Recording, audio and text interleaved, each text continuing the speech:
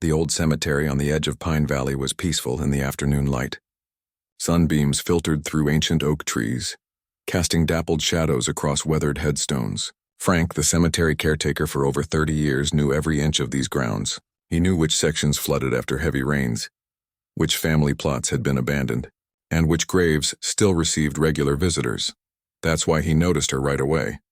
She came every day at exactly 4 o'clock, a small figure in a blue school uniform, her dark hair pulled back in 2 neat braids. She couldn't have been more than 8 years old, and she always carried something in her hands.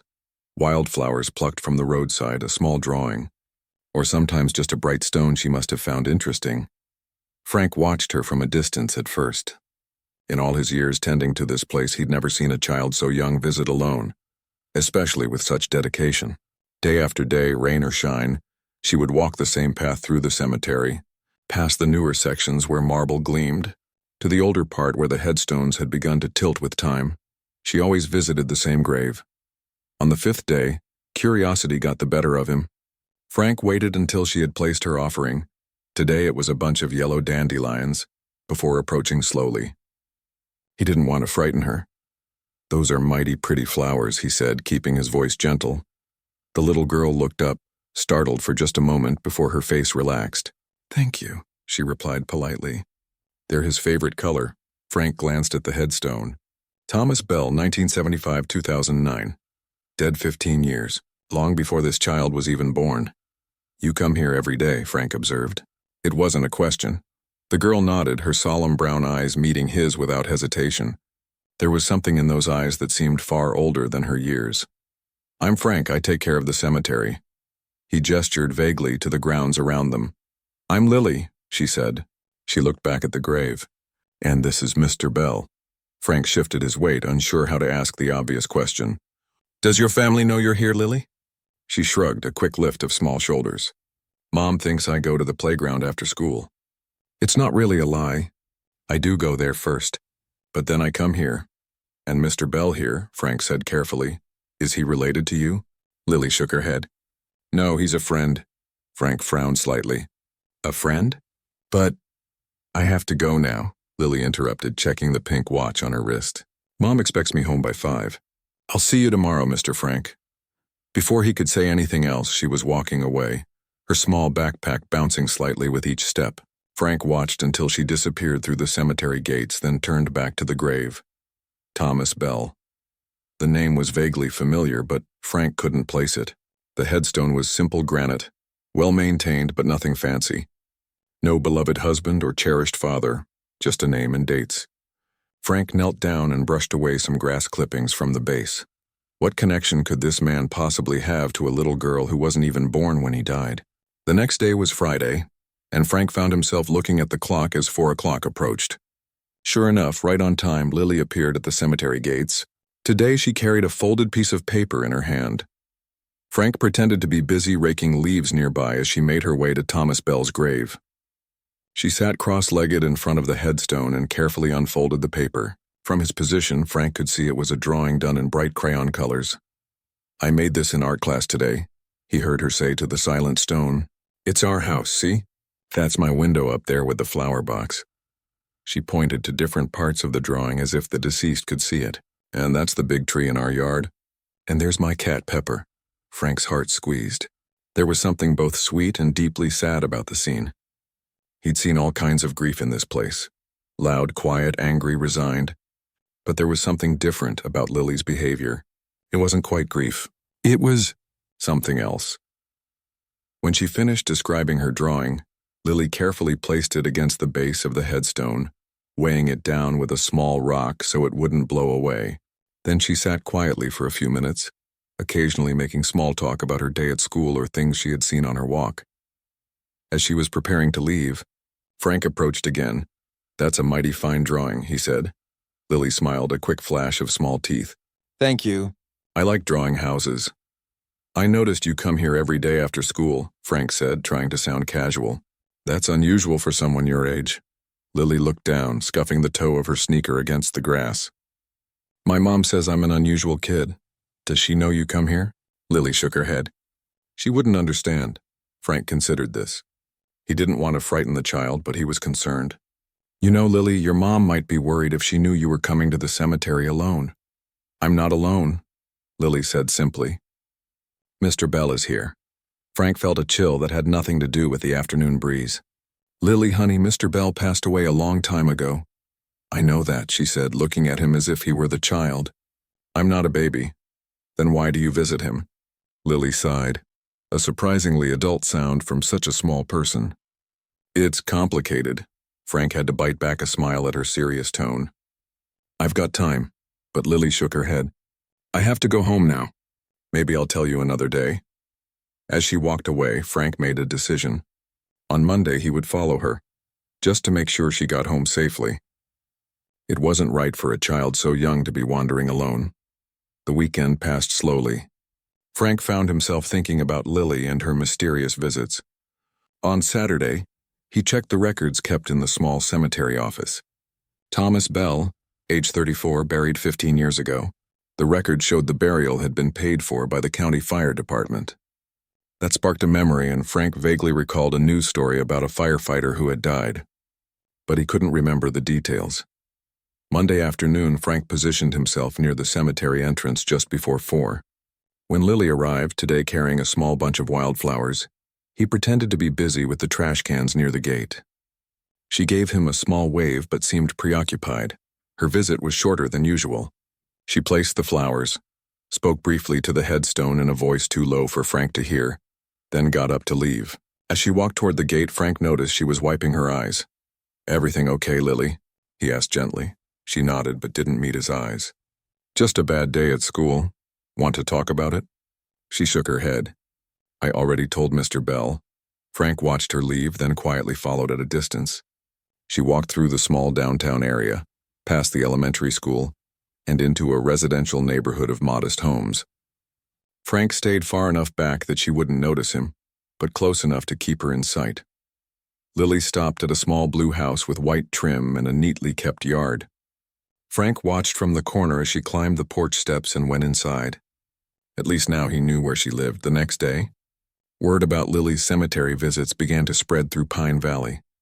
Mrs. Chen, who owned the flower shop on Main Street, mentioned to Frank that she'd seen a little girl walking to the cemetery every day. Frank confirmed it was true. Such a strange thing, Mrs. Chen said, shaking her head. Who is she visiting? A man named Thomas Bell, Frank told her. Died 15 years ago. Firefighter, I think. Mrs. Chen's eyes widened. Tommy Bell? I remember when he died. Such a tragedy. By Wednesday, it seemed the whole town was talking about the little girl who visited a stranger's grave. Some found it sweet, others disturbing. Frank overheard 2 women discussing it at the diner. Someone should call child services, one said. It's not normal behavior. Maybe she's paying respects for a family member who can't visit, the other suggested. Every single day, though. There's something not right about that. Frank wanted to defend Lily, but he had to admit he shared some of their concerns. When she arrived that afternoon, she seemed aware of the attention. Her shoulders were hunched as she hurried through the gates. People are talking about me, aren't they? She asked Frank. He couldn't lie to her. They're just curious, Lily. It's not often we see someone your age visiting here so faithfully. She frowned. Adults always think kids are weird when they don't understand them. Frank couldn't argue with that. Your visits to Mr. Bell mean a lot to you, don't they? Lily nodded, her expression serious. He doesn't have anyone else to visit him. Everyone should have someone who remembers them. The simple statement hit Frank hard. In his 30 years at the cemetery, he'd seen too many graves that never received visitors. Names that faded from memory as surely as they faded from the weathered stones. That's a kind thought, Lily. But how do you know Mr. Bell doesn't have family who visit? I just know, she said with the certainty only a child could possess. Then her expression changed, becoming more guarded. I have to go now. As she turned to leave, Frank called after her. Lily, wait. If you ever need to talk about whatever this is, I'm here most days. She paused, then nodded once before continuing on her way. Frank watched her go, more puzzled than ever. There was clearly more to Lily's story than a random act of kindness toward a forgotten grave. But what could possibly connect an 8-year-old girl to a man who died before she was born? The mystery of Lily and Thomas Bell was just beginning to unfold. By the end of the week, almost everyone in Pine Valley had heard about the little girl who visited the cemetery daily. In a town this small, unusual news traveled fast, swirling through grocery store aisles and across backyard fences until it reached Pine Valley Elementary School. Miss Rodriguez had been teaching second grade for 12 years. She prided herself on understanding her students, their personalities, their quirks, their home situations. So when she overheard two mothers discussing that poor little girl who spends her afternoons talking to dead people, her teacher's instinct immediately kicked in. They say she's there every day after school, rain or shine, one woman was saying as they waited to pick up their children, just sitting at some stranger's grave talking away like they're having tea together. Whose child is it? The other woman asked. The Morales girl, I think. Lives in that blue house on Maple Street. Miss Rodriguez froze. Lily Morales was in her class, a quiet, thoughtful child who turned in meticulous homework and drew pictures more detailed than most 7-year-olds could manage. Nothing about Lily had ever raised red flags before, but this was concerning. The next day, Miss Rodriguez paid special attention to Lily during art time. While the other children chattered and splashed paint, Lily worked silently, her tongue caught between her teeth in concentration.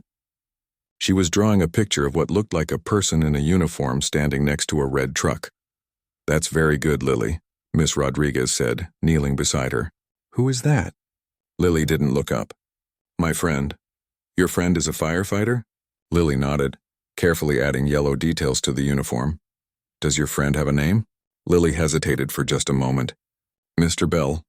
Miss Rodriguez tried to keep her voice casual. Is Mr. Bell a real firefighter or an imaginary friend? Lily finally looked up, her dark eyes serious.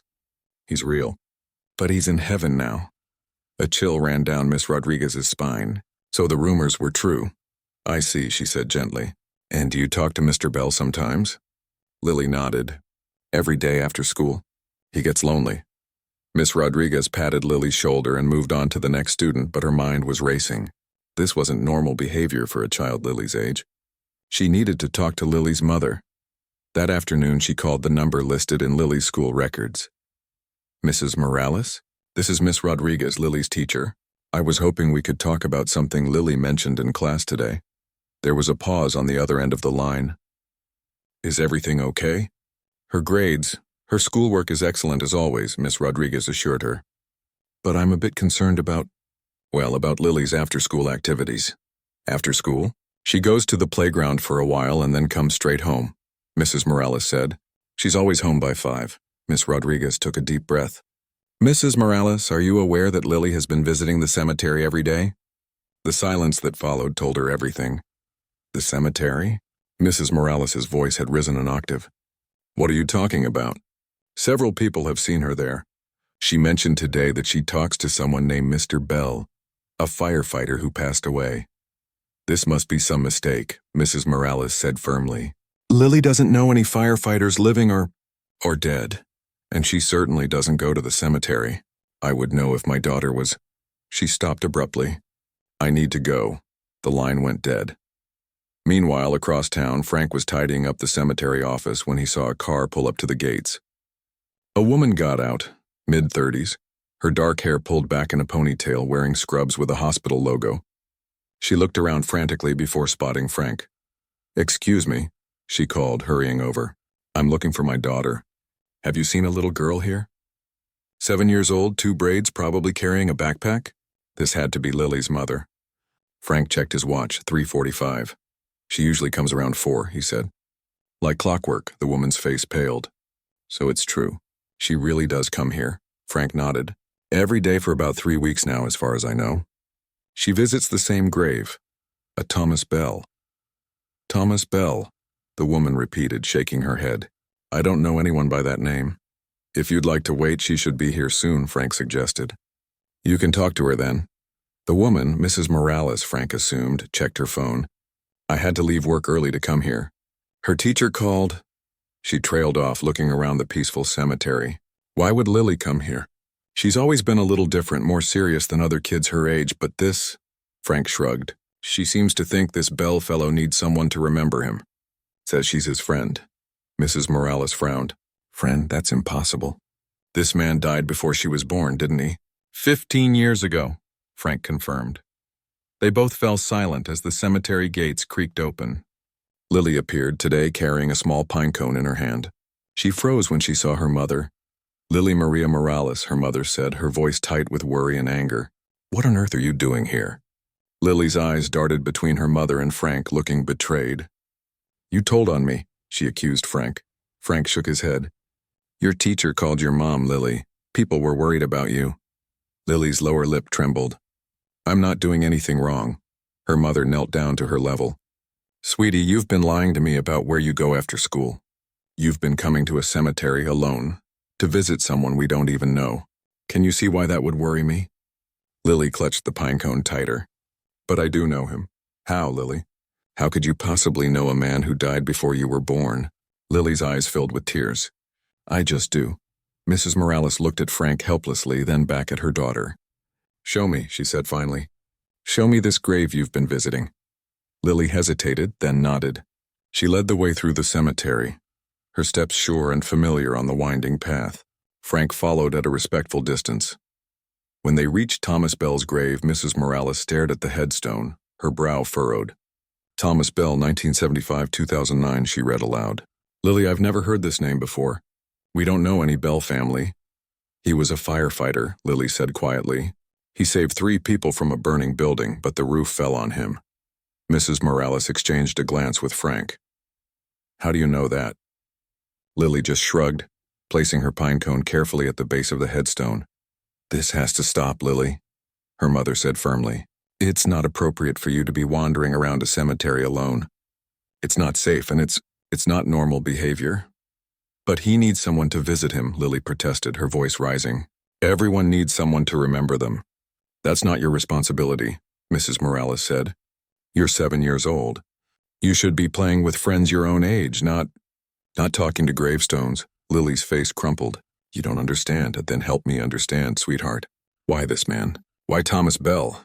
But Lily just shook her head, tears streaming down her face now. Mrs. Morales sighed deeply. We're going home, and from now on you're coming straight home after school. No more cemetery visits. As they walked back toward the gates, Lily trailing reluctantly behind her mother, Frank called out, Mrs. Morales, if it helps any. I can tell you Lily has always been respectful here. She's never caused any trouble. Mrs. Morales nodded, but her expression remained troubled. Thank you, but this isn't about her behavior. It's about... She glanced at Lily, who was staring at the ground. It's about what's healthy. That evening, the story of Lily's cemetery visit spread even further as parents picked up their children from after-school activities. Did you hear they caught that little girl at the cemetery again? I heard her mother had to leave work to go get her. My cousin's wife teaches at the elementary school. She says the girl draws pictures of dead people.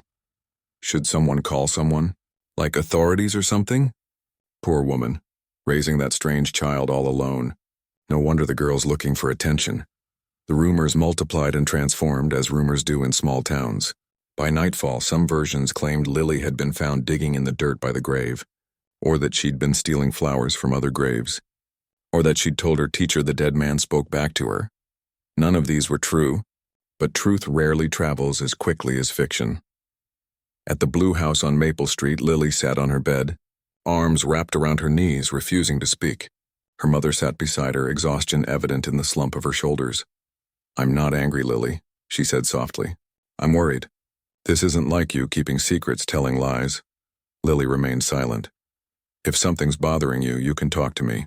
Is this about your father? About him not being around? Lily shook her head. Then what? What could possibly connect you to this man, this Thomas Bell? Lily finally looked up, her eyes red-rimmed but determined. I can't tell you. Can't or won't. Can't, Lily insisted. I promised. Mrs. Morales sighed, running a hand through her hair. Promised who, Lily? Who asked you to visit this grave? But Lily pressed her lips together and turned away. That night, after Lily had finally fallen asleep, her mother sat at the kitchen table with her laptop open, searching for information about Thomas Bell. There wasn't much. A short obituary mentioning his service with the fire department, a few articles about the fire that claimed his life. Nothing that explained why her daughter would feel such a connection to him. As she closed the laptop, her eyes fell on a cardboard box in the corner of the living room. one of several that had been delivered just 3 weeks ago, after her mother's death. She hadn't had the heart to go through them yet 3 weeks ago. Around the same time Lily started visiting the cemetery, a suspicion began to form in her mind. With a deep breath, she walked over and opened the first box. Mrs. Morales stared at the open box, dust dancing in the air around her. She hadn't touched her mother's belongings since they arrived 3 weeks ago. The pain was still too fresh, the loss too raw. Her mother had been her rock, especially after Lily's father left when Lily was just a baby. When the cancer took her mother just 6 months after diagnosis, it felt like the ground had disappeared beneath her feet. Now, kneeling beside the cardboard box in her dimly lit living room, she began carefully removing the contents: photo albums, a jewelry box containing costume pieces her mother had loved, books with dog-eared pages. Normal things, nothing that explained why Lily would suddenly start visiting a stranger's grave. The second box contained kitchen items, her mother's favorite teapot, recipe cards in faded handwriting, the cookie cutters she'd used to make Christmas cookies with Lily every December. Mrs. Morales felt tears welling up but pushed them back. This wasn't helping solve the mystery. It was in the third box that she found something odd. At the bottom, beneath old sweaters that still carried her mother's scent, was a small wooden box she'd never seen before. It was hand-carved with a simple flower pattern on the lid. When she opened it, she found it full of papers, old photographs, newspaper clippings, and what looked like letters never sent, judging by the lack of stamps or addresses. Mrs. Morales picked up one of the photos. It showed a young woman, her mother, maybe 30 years ago, standing next to a young man in casual clothes, both of them laughing by a lake. She turned it over. Written on the back in her mother's handwriting, "Me and Tommy, Silver Lake, 1996. Tommy? Her mother had never mentioned anyone named Tommy. Her father's name was Robert, and they'd been married for 35 years before his death 5 years ago. She picked up one of the newspaper clippings next. The headline read, "Local firefighter dies saving family from blaze." The photo showed a man in uniform, Thomas Bell, 34. The same man from the grave Lily had been visiting. Mrs. Morales's hands began to shake. She unfolded one of the letters. "My dearest Tommy," it began. "Another year has passed and still I find myself writing to you, though I know you'll never read these words." The letter was dated 2015, years after Thomas Bell had died. It was signed simply, "Always yours, Elena," her mother's name. Mrs. Morales sat back on her heels, stunned. Her mother had known Thomas Bell, more than known him. The tone of the letter suggested they had been close, perhaps even in love. But how? When? Her mother had been married to her father for as long as she could remember. And more importantly, how did Lily know about him? The next morning, Mrs. Morales called in sick to work. After dropping Lily off at school with a stern reminder to come straight home afterward, she drove to her Uncle Joe's house on the other side of town. If anyone knew about her mother's past, it would be her mother's younger brother. Uncle Joe was surprised to see her, but welcomed her in with a warm hug and fresh coffee. At 65, he was still robust and active, though his hair had gone completely white. "I found something strange in Mom's things," Mrs. Morales said after they'd settled at his kitchen table. She placed the wooden box between them. "Did you know she kept all this?" Uncle Joe's face changed when he saw the box, a shadow passing over his features. "Ah," he said softly. "I wondered what happened to that. So you knew about it?" "About Thomas Bell?" Uncle Joe sighed deeply. "Tommy Bell was your mother's first love. They were inseparable in high school and after. Everyone thought they'd get married, but she married Dad instead." "Yes, but that was later." Uncle Joe picked up one of the photos, a sad smile on his face. "Tommy and Elena were together for almost 7 years. He was a firefighter and she was so proud of him. They were saving for a house, planning their future." "What happened?" Mrs. Morales asked, trying to reconcile this new information with everything she thought she knew about her mother. Tommy broke it off suddenly. "No real explanation. Just said he couldn't do it anymore." "It devastated your mother." Uncle Joe shook his head. "She never really talked about it, even with me. About 6 months later, she met your father, and well, the rest you know. But she kept all this." Mrs. Morales gestured to the box. "And these letters are dated years after he died? Long after she married Dad?" Uncle Joe looked uncomfortable. Your mother loved your father, don't doubt that. But Tommy, he was her first love. Those leave a mark." He paused. "When we heard Tommy had died in that fire, your mother took it hard. She didn't show it much. She was always good at hiding her feelings, but I knew. I think she always wondered what might have been." Mrs. Morales thought about the letters about her mother writing to a dead man years after he was gone. Had she ever really known her mother at all? "There's something else," she said. "My daughter, Lily, she's been visiting Thomas Bell's grave every day after school. For weeks. She says she knows him, but that's impossible. He died 15 years ago." Uncle Joe's eyebrows shot up. "Lily's been visiting Tommy's grave? How would she even know about him?" "That's what I'm trying to figure out. Mom passed away 3 weeks ago, and that's when Lily started going to the cemetery. There has to be a connection." Uncle Joe was quiet for a moment, thinking.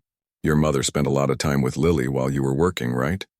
Especially these last few months?" Mrs. Morales nodded. "Mom moved in with us after her diagnosis.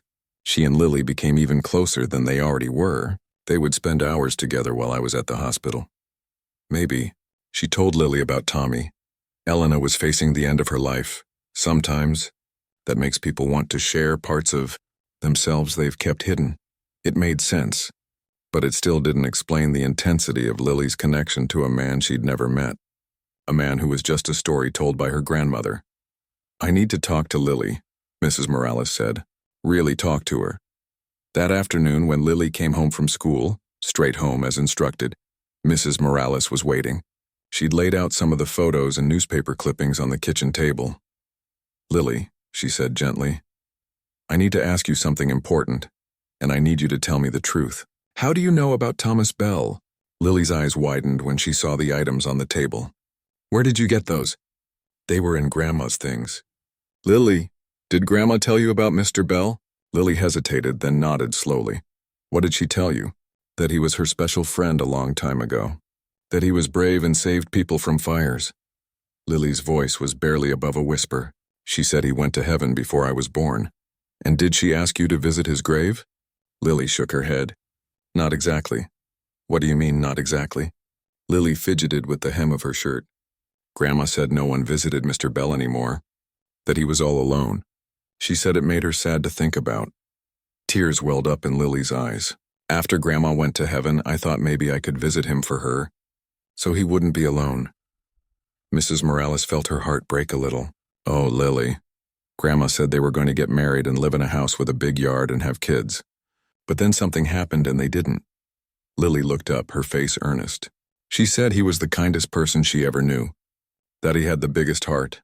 Mrs. Morales picked up one of the photos, her mother and Thomas Bell, young and happy and full of dreams that would never come true. "Why didn't you tell me about this?" "Grandma made me promise not to tell anyone. She said it was their special secret." Lily's lower lip trembled. "I didn't want to break my promise." "Even after Grandma was gone?" "Especially after Grandma was gone," Lily said with a child's perfect logic. "Promises to people in heaven are the most important kind." Mrs. Morales pulled her daughter into a hug, feeling the small body shaking with suppressed tears. Her own mother had been gone only 3 weeks, but sometimes she forgot that Lily was grieving too, in her own 7-year-old way. "I miss Grandma," Lily whispered against her shoulder. "I know, sweetie. I miss her too. When I visit Mr. Bell, it's like I'm still doing something with Grandma, like she's still here a little bit." Mrs. Morales closed her eyes, understanding washing over her. Lily wasn't just visiting a stranger's grave. She was maintaining a connection to her grandmother, carrying on something that had been important to her. In her child's mind, it was a way to keep her grandmother's memory alive, but there was still something that didn't quite add up. "Lily, what do you talk about when you visit Mr. Bell's grave?" Lily pulled back, wiping her eyes. "I tell him about my day, about school and what I drew in art class. Sometimes I tell him about Grandma so he won't forget her." "And you've been doing this every day?" Lily nodded. "Except weekends. Grandma said Saturday and Sunday were for family time." Mrs. Morales smiled despite herself. That sounded exactly like something her mother would say. "Lily, I understand now why you've been visiting the cemetery, but I still don't think it's a good idea for you to go there alone. It's not safe." "But I promised Grandma." "I know, and we'll figure something out. But no more sneaking off without telling me, okay? That scared me." Lily nodded reluctantly. Mrs. Morales looked again at the box of memories her mother had kept hidden all these years. Thomas Bell had clearly meant a great deal to her mother, enough that she'd continued writing to him years after his death. Enough that she'd shared this secret part of herself with her granddaughter. There was more to this story, and somehow she needed to find out what it was. The next morning, Mrs. Morales made a decision. Instead of sending Lily to school, she called to say they'd be taking a personal day. There were answers they needed, and they wouldn't find them in a classroom. "Where are we going?" Lily asked as they got into the car, her backpack replaced with a small bag of snacks and her favorite stuffed rabbit. "We're going to learn more about Mr. Bell," Mrs. Morales said, "and about Grandma." Their first stop was the local fire station, a red brick building with large garage doors and a flagpole out front. Lily's eyes widened as they walked in. A firefighter in a navy blue uniform greeted them. "Can I help you folks?" Mrs. Morales took a deep breath. "I hope so. We're trying to find information about a firefighter who worked here years ago." "Thomas Bell? He died in 2009. The firefighter's expression changed, his smile fading into something more solemn. "Tommy Bell. That's a name we all know here." He gestured toward a wall near the entrance where several framed photos hung. "That's our memorial wall." They followed him to the display. In the center was a large photo of Thomas Bell in his uniform, smiling confidently at the camera. Beneath it was a plaque that read, "Thomas Tommy Bell, 1975-2009. He gave his life so others might live." "He was a hero around here," the firefighter said quietly. "Ran back into a burning apartment building to save a family trapped on the 3rd floor. Got them out, but the ceiling collapsed before he could make it out himself." Lily stared at the photo, her head tilted to one side. "He looks nice," she said simply. "He was," the firefighter agreed. "One of the best guys I ever knew. I was just a rookie when it happened." Mrs. Morales studied the photo. The man had kind eyes and a warm smile. It was easy to see why her mother might have fallen for him. "Did you know him well?" she asked. "Well enough. He was the guy who showed all the new recruits the ropes. Patient, funny. Never talked down to anyone." The firefighter glanced at her curiously. "Did you know Tommy?" "No, but my mother did. Elena Castillo. They were close a long time ago." Recognition flickered in the firefighter's eyes. "Elena, sure, I remember her. She used to bring cookies to the station sometimes. After Tommy died, she came to the memorial service. Hit her hard even though they hadn't been together for years." "Do you know what happened between them? Why they broke up?" The firefighter shook his head. "Tommy didn't talk about his personal life much. All I know is they were together for a long time and then suddenly they weren't. He was different after that. Still the same good guy, but quieter, like something inside him had shut down." "Is there anyone still around who might know more? Anyone who was close to him?"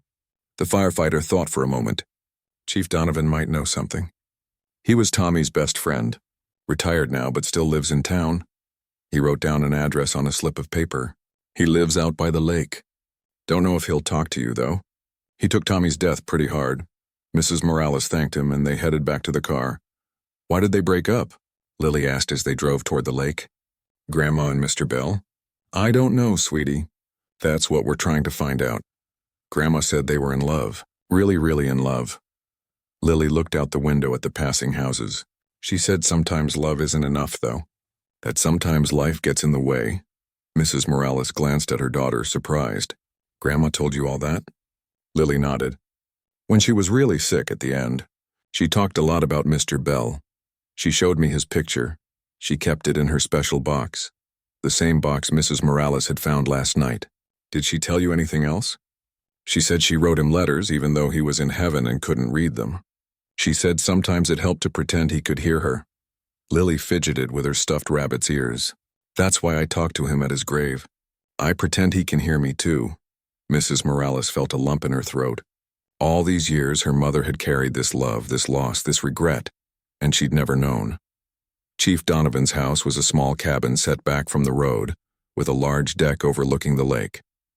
A man in his 60s sat in a rocking chair on the deck, a fishing rod propped against the railing beside him. He watched warily as they approached. "Chief Donovan," Mrs. Morales called. "My name is Rosa Morales. This is my daughter, Lily. We'd like to talk to you about Thomas Bell." The man's bushy eyebrows drew together. "What about him?" My mother was Elena Castillo. They were together for several years. Understanding dawned on his weathered face. Elena's daughter? Well, I'll be. He gestured to the empty chairs. Have a seat.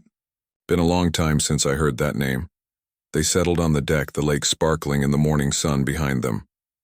My mother passed away recently, Mrs. Morales explained. She never talked about Thomas Bell when I was growing up. I only just found out they were together. Chief Donovan nodded slowly. Not surprised she didn't mention him.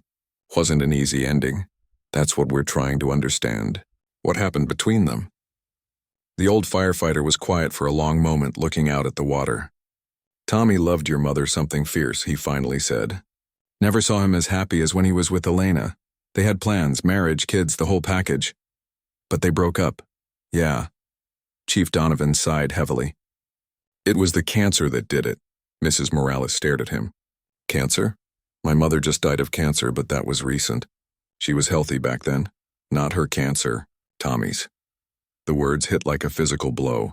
Thomas Bell had cancer? Chief Donovan nodded. Diagnosed in 2002, lymphoma, bad kind. Doctors gave him maybe a year. He shook his head. Tommy couldn't stand the thought of Elena watching him die, then being left alone. So he broke it off. Clean cut, he thought. Better for her to hate him than to suffer through his illness, but that's... Mrs. Morales couldn't find the words. Stupid? Yeah, I told him that. But Tommy was stubborn. Said he loved her too much to put her through it. Made me promise not to tell her the truth. Chief Donovan looked at her directly. I broke that promise once after the funeral. Found Elena crying alone by his grave. Told her everything. Don't know if it helped or just made it worse. She never said anything, Mrs. Morales whispered. All these years, Tommy beat the odds, you know. That 1 year turned into 7. Went into remission for a while. We all thought maybe he'd get a second chance, but he never went back to Elena. Said she'd moved on, married your father by then. Had you? He glanced at Lily, who was listening intently. Tommy never stopped loving her, though. Kept a photo of her in his locker until the day he died. The fire, Mrs. Morales said. He went back in for that family. Yeah. Tommy always said the cancer taught him something, that life is short, and what matters is how you use the time you have. When he heard that family screaming for help, he didn't hesitate. Chief Donovan's voice grew rough. Bravest man I ever knew. Lily had been quiet throughout the conversation, but now she spoke up. Grandma said Mr. Bell had the biggest heart of anyone she ever met. Chief Donovan smiled at her.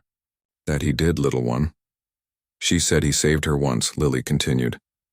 From drowning. Right here in this lake. The old firefighter looked surprised, then chuckled. So she told you that story, did she? Summer of '96, if I remember right. Elena was never a strong swimmer. Went out too far, got a cramp. Tommy pulled her in. Said afterward it was the moment he knew he loved her.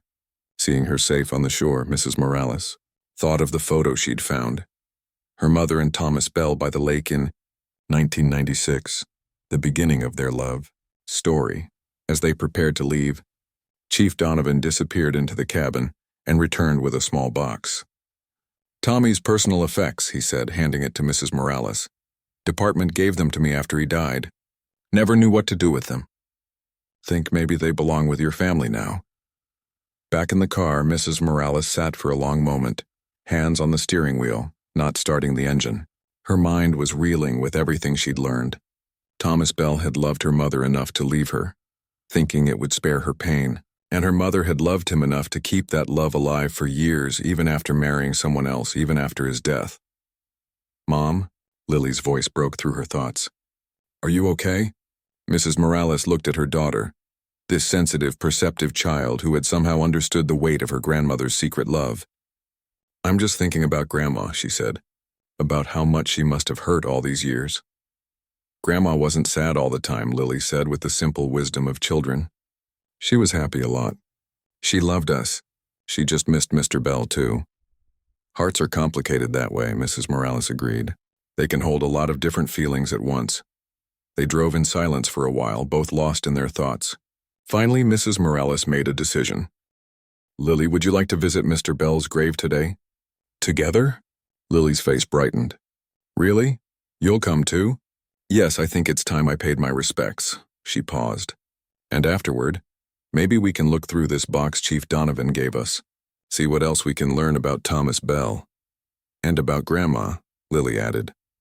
And about Grandma, Mrs. Morales agreed. As they changed direction toward the cemetery, Mrs. Morales realized that this journey wasn't just about uncovering her mother's past. It was about understanding the complex tapestry of love and loss that connected them all. Her mother, Thomas Bell, herself, and now Lily. 3 generations linked by a love story that had never truly ended. The cemetery was quiet that afternoon, bathed in golden sunlight that filtered through the trees. Frank looked up from his gardening when he saw Mrs. Morales's car pull up to the gates. He watched as she and Lily got out hand in hand and made their way along the familiar path to Thomas Bell's grave. "Good afternoon," he called, setting down his tools and walking over to them. "Nice to see you both."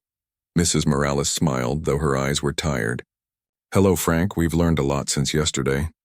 "About Mr. Bell?" Frank asked, falling into step beside them. "Yes, he and my mother were together for years. They were in love." Mrs. Morales glanced down at Lily. "That's why Lily's been visiting. She was keeping a promise to her grandmother." Frank nodded thoughtfully. "I figured it had to be something like that." No one visits a stranger's grave every day without a good reason. They reached the grave, and Lily immediately knelt down to place the small bundle of wildflowers she'd picked on the drive over. Mrs. Morales stood beside her, holding the box Chief Donovan had given them. "Would you like some privacy?" Frank asked.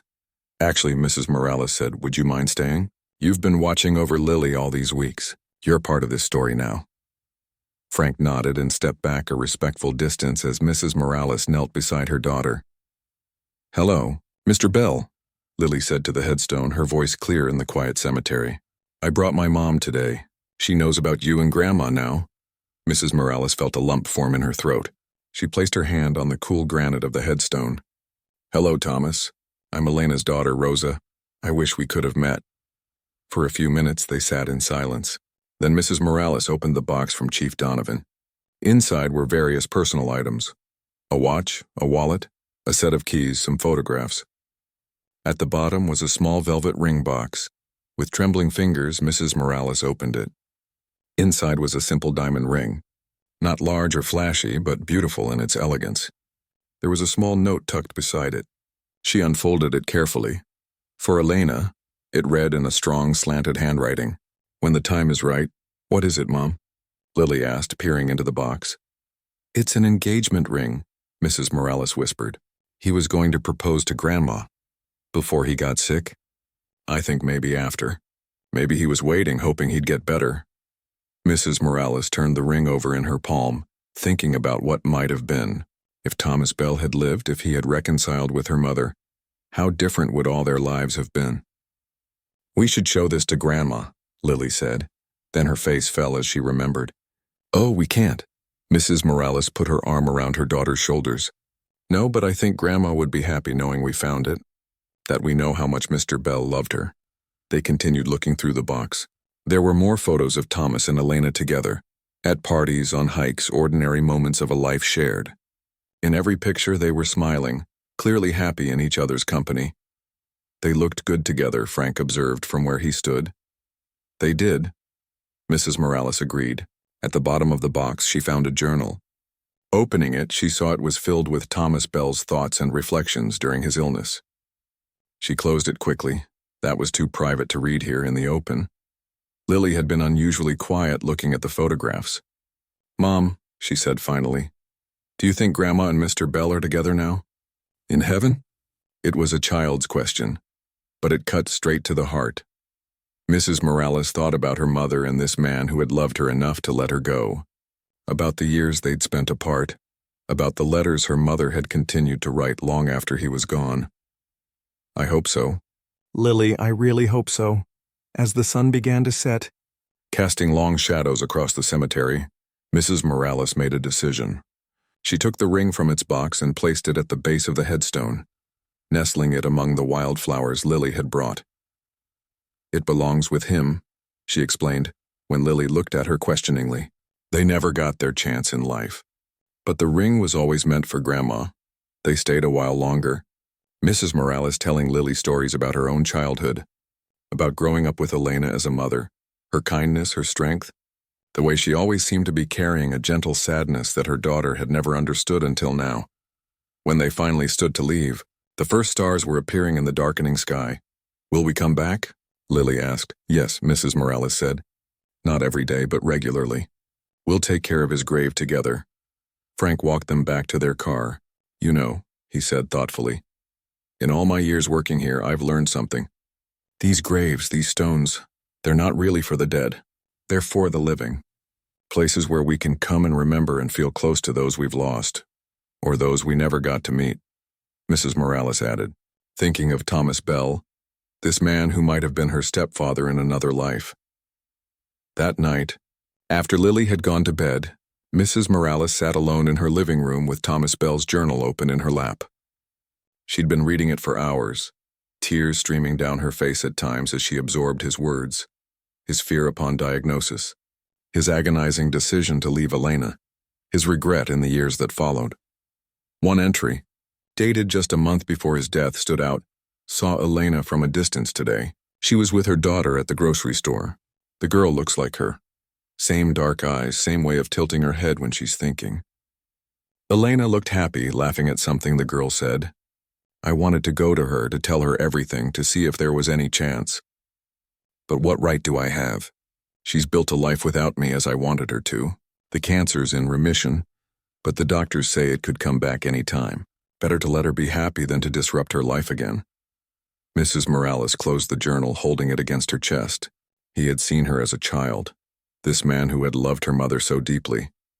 Their paths had crossed without her ever knowing it. 6 months later, the cemetery was abloom with spring flowers. Frank looked up from planting new bushes near the entrance when he heard a car approaching. He smiled when he recognized Mrs. Morales's vehicle. She and Lily got out, along with an older man Frank recognized as Uncle Joe from previous visits. They were all dressed nicely, as if for a special occasion. Lily carried a large bouquet of lilies and roses. "Good morning, Frank," Mrs. Morales called. "Beautiful day, isn't it?" "It sure is," he agreed, joining them as they walked the now familiar path.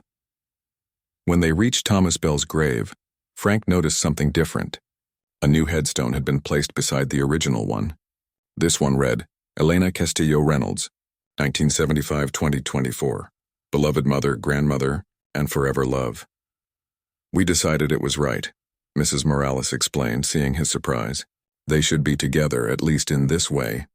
Lily carefully arranged the flowers between the two headstones.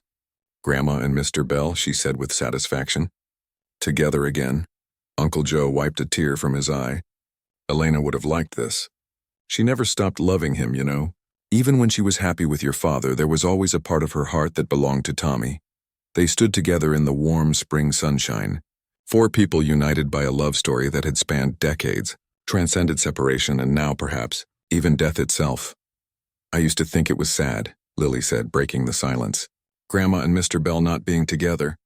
But now I think it's beautiful too." "How so?" Frank asked. "Because their love was so strong it lasted forever, even when they couldn't be together, and now we're all here because of it." She looked up at her mother. "And we found each other because of it too." Mrs. Morales smiled, remembering how distant she and Lily had seemed before all this began. The discovery of her mother's hidden past had somehow brought them closer, given them a shared purpose and understanding.